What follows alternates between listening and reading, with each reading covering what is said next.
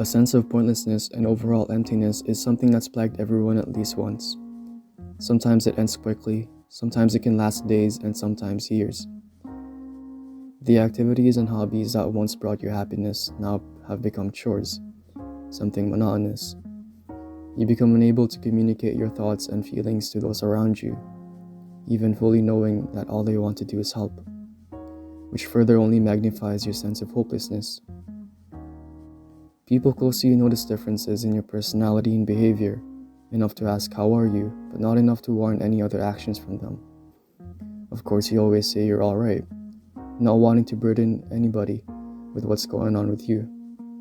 You still feel happiness most of the time around others, but in those quiet moments in your room, you're surrounded by nothing but anguish and loneliness. The only sense of comfort being the fact that everything is truly hopeless, that nothing matters anymore. It's a scary scenario and one that is a reality for many people. It's a constant suffocation, mentally and emotionally, but unlike suffocation that occurs within one's body, it never stops. All you can do is wait for the next breath or the next gasp, not knowing when it will get better, if it ever does. This drives many to seek refuge in vices or even self-mutilation. Most, if not all, end up in a situation worse than before.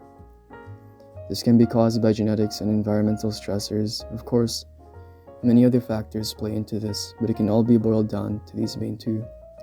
This pointlessness is often accompanied by anxiety, insomnia, and sadness. A great decrease in productivity and a decay of physical health is also to be expected. Drugs are often administered to those who are afflicted with this situation, opening up a slippery path to reliance which leads to addiction.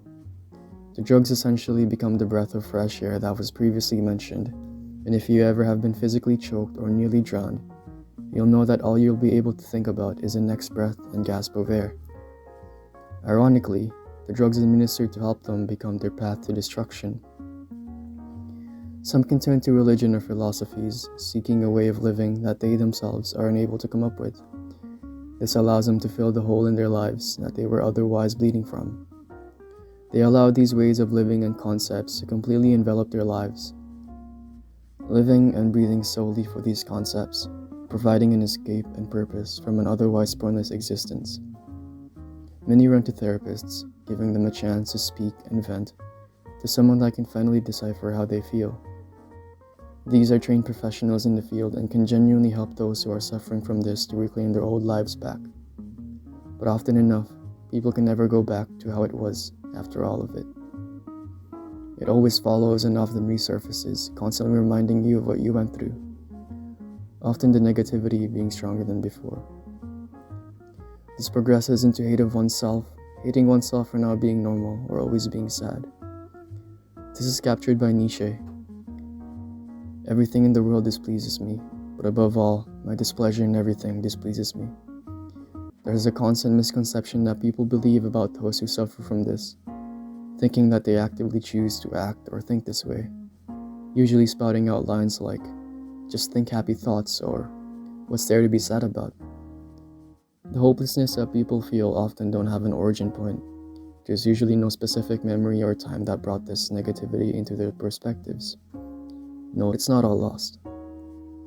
When challenged by problems like being sick, we wait and hope to feel better. However, when we're faced with mysteries such as hopelessness and pointlessness, we're not sure what we should hope for. But rather than looking for a specific outcome or result, it is better for one to just hope. This doesn't mean pointless optimism, but rather the belief and patience that someday we'll all be better, and that it's all just a matter of time. Hope that far surpasses all the sadness and pointlessness that one feels. When all hope feels lost, we nonetheless look for something to hope for. Over-intellectualization can imprison someone into a life of contemplative unhappiness, often wasting what few breaths one has for a chance of some sort of higher order truth.